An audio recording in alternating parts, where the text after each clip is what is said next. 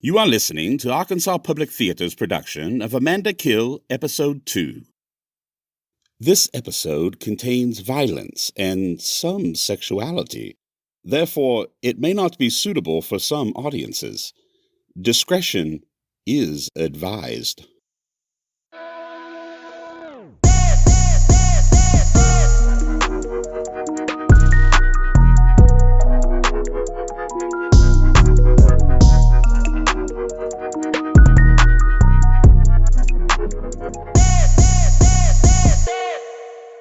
This is just episode 2, so it won't take long to catch you up on where we are. Oh, come on. Come on. We're in the middle of a budget debate by the Dinwiddie County Quorum Court. They're debating Sheriff Sylvan Honeywell's request for an 85% budget increase. Dinwiddie County has the highest crime rate in America.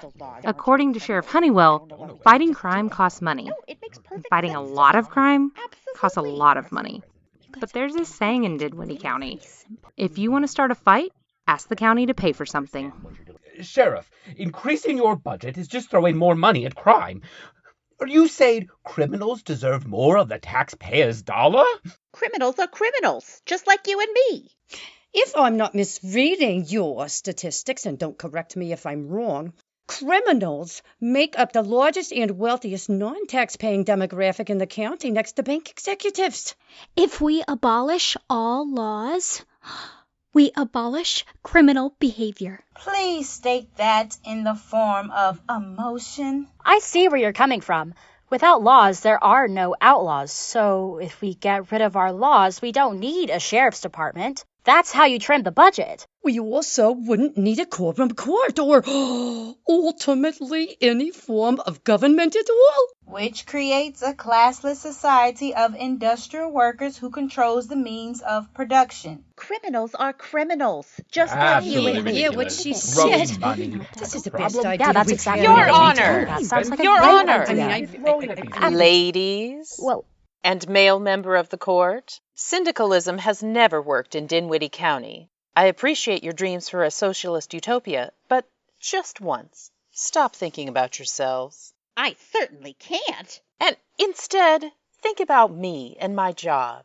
Long hours, low morale, poor hygiene. Sex is just a fantasy, and every day spent with death tugging at my elbow. You might think that I do this for the money. Would that God grant me such peace. Do you know that my budgeted salary barely equals the salaries of everyone in this room combined? You act like I'm trying to double my budget. Let's make this very clear. All I'm asking for is an additional 85%. Whew. You have great timing, Sheriff Honeywell. The pizza and beer you ordered is here, so let's recess for lunch.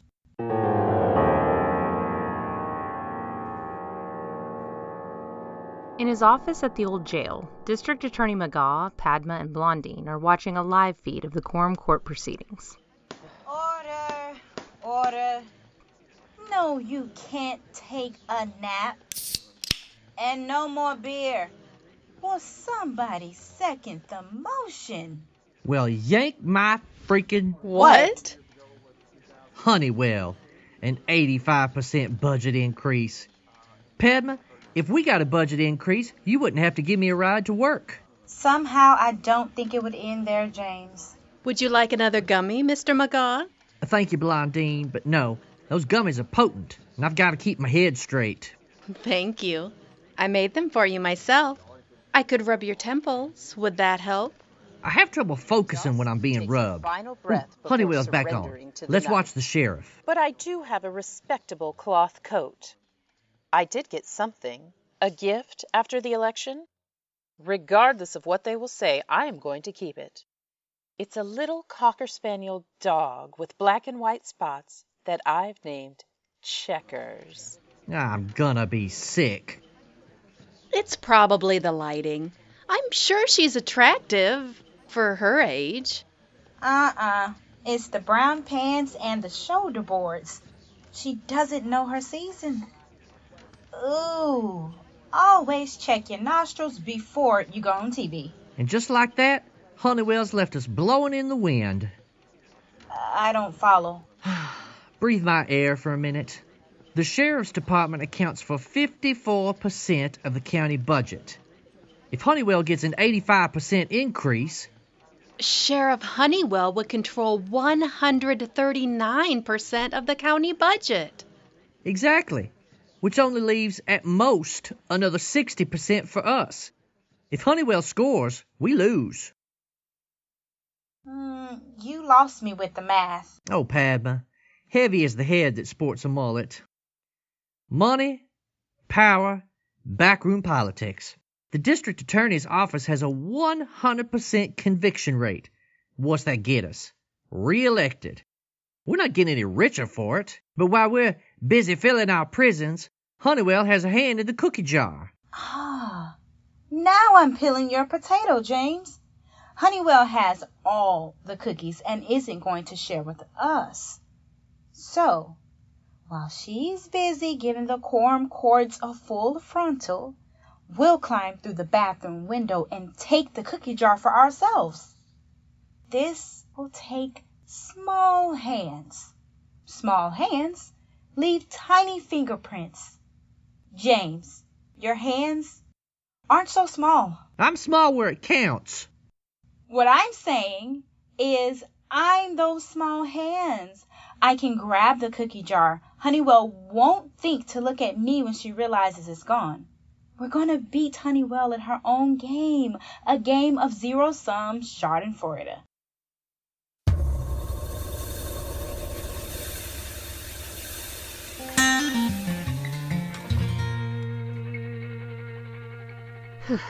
It's a hot day. Amanda Kahari is standing on the shoulder of a long stretch of empty highway. Amanda's in her early 20s.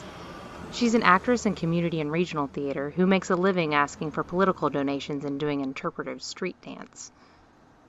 Amanda is a confident combination of dreadlocks, tattoos, piercings, and homemade clothing. But none of that's getting her right into Dunbarton. You see, the Army is closing down Dinwiddie Arsenal, so highway traffic has gotten pretty sparse. Dinwiddie Arsenal has been America's oldest and least secure chemical weapons facility, and also the largest employer in Dinwiddie County. But those jobs disappeared just as quickly as the whistleblower disappeared following last year's mustard gas incident. A Dodge Charger. Somebody's got a steady job. That somebody is Vic Chibble, Major, U.S. Army Chemical Corps. He's in charge of closing down Dinwiddie Arsenal. Vic looks like a tough piece of steak squeezed into an Army uniform. Hey. Where are you headed? Work. Sure. Come on.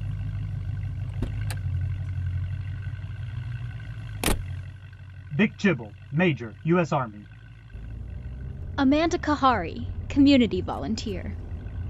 Is that a good job? There's no money in it. To pay for college, I do interpretive dance. Huh. That's how I was paying for college. I'm unusually supple considering my stout frame, but then halfway through my sophomore year, my faculty advisor suggested I join the Army. You're in the Army? Did my uniform give it away? So you work at Dinwiddie Arsenal? My work at the Arsenal is classified. I can neither confirm nor deny what I do or where I do it. Hey, listen, you mind if we pull in at this truck stop? I really need to use the restroom. Sure. I wouldn't mind washing up before work. Like its customers, nothing about the truck stop is new or clean.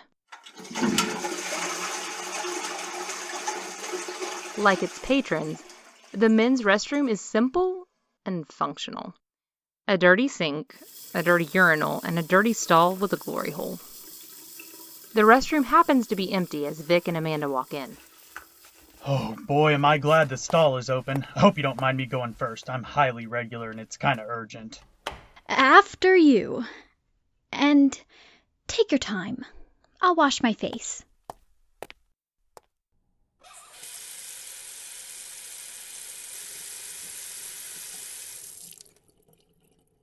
Vic? Yes? all the luck. Right in the chest. Chest wounds are pretty bad, which is not good for Vic. Vic is still seated, but he's barely alive. Since the stall door is locked, Amanda takes a peep at Vic through the glory hole. Amanda, why? I'm a service member and a newlywed. Tomorrow I was going on my honeymoon. Ugh. She's young, Vic. She'll remarry. Love hurts. And so does a shot to the chest, especially when it comes from a hitchhiker you picked up. And especially when that hitchhiker takes your keys and drives off in your car.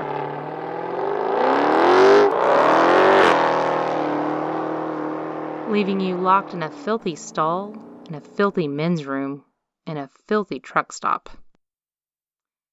I guess Amanda will make it to work on time. Unless, of course, this is her work.